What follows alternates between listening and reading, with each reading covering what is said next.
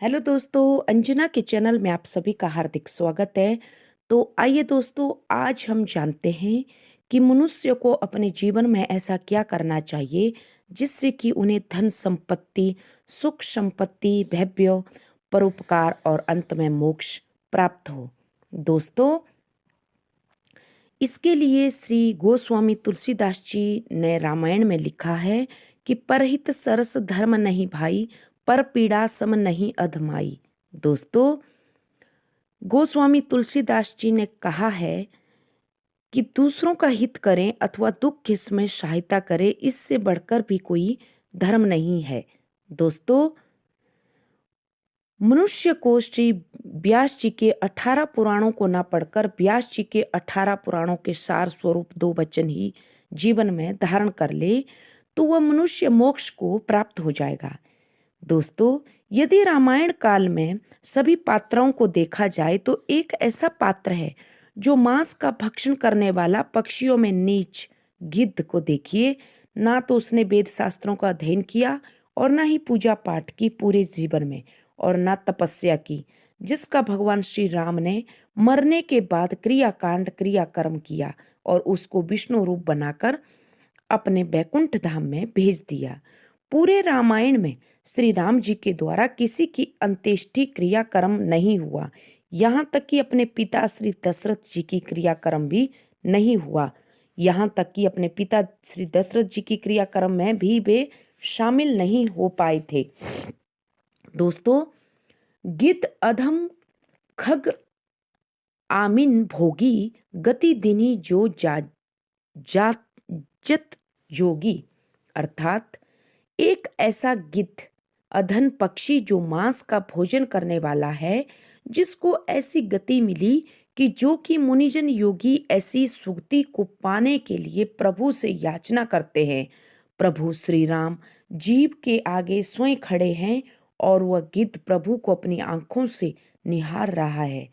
फिर प्रभु जी राम ने वृद्ध पिता की भांति गोद में उस गिद्धराज पक्षी को बिठाया, उसके दुख के आंसू अपने हाथों से पोंछे और सिर पर उसके जो शरीर पर धूल लगी हुई थी उसको अपने हाथों से साफ किया। दुख का कारण पूछा तो गिद्धराज ने सारी गाथा बता दी।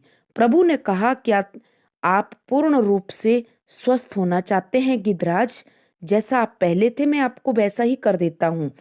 लेकिन दोस्तों, गिद्ध राज बोला, नहीं प्रभु, ऐसा अनुभव दृश्य, ऐसा दर्शन कि आपकी गोद मुझे अंत समय में प्राप्त हुई है, आपके हाथों का स्पर्श करते फिर कहाँ मिलेगा। और अंतिम क्षणों में प्रभु आपका नाम मेरे मुख से निकल रहा है, इसलिए मैं अभी मृत्यु को प्राप्त होना चाहता हूँ। दोस्तों, जन्म जन्म मुनि जतन कराही, अंत राम कह आवत नाही, जाकर नाम मरत मुख आवा, अधमऊ मुक्ति हुई श्रुति गावा। प्रभु श्री राम कहते हैं कि गिद्धराज, यह मेरा अनुग्रह नहीं है, अपितु तात्कर्म निज ते यह गति पाई। देखिए पक्षीराज, ज्ञान से हीन अति अधम से प्रभु श्री राम कहते हैं कि यह मेरा कुछ नहीं है, यह तो तुम्हारी करने का फल है जिसे पाने के तुम हकदार हो।